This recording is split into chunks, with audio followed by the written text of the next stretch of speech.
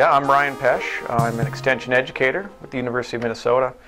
I do a fair amount of work in community-based food systems, usually on the marketing of local foods directly with growers, but also I do some applied research with communities, kind of figuring out what are the different local foods markets and channels and stuff like that. Yeah, oftentimes people make the point that local foods are just unaffordable. So people that are really on a tight budget, it doesn't make sense for them to buy local. But I think there's a few things going on that do make local foods affordable.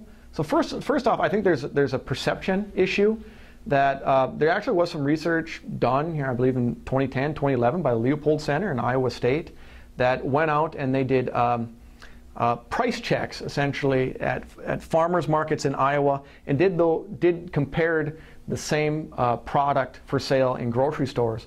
And they found that not only were local foods at a farmer's market competitive, but there were actually some products that were a bit cheaper. And so first, there's that issue, that perception. So I do think that there's a bit of a perception that, say, if I'm going to a farmer's market, that's only just for yuppie shoppers or people that drive Volvos.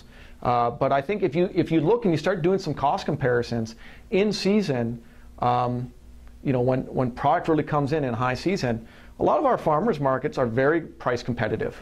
So we might just want to do a little more research and pay a little more attention to kind of how our pricing is at our farmers markets and how that compares to where people typically get their food in grocery stores.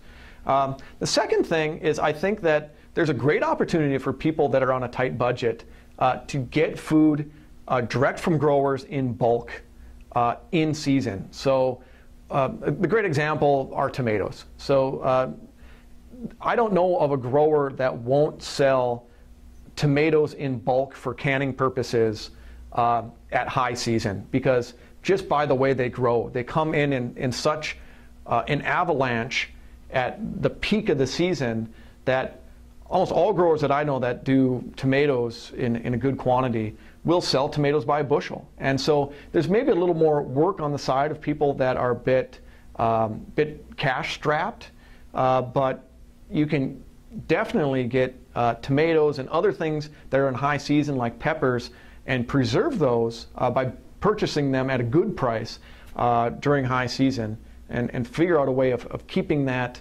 stored or preserved in a way that it'll hold you over for a longer period of the year.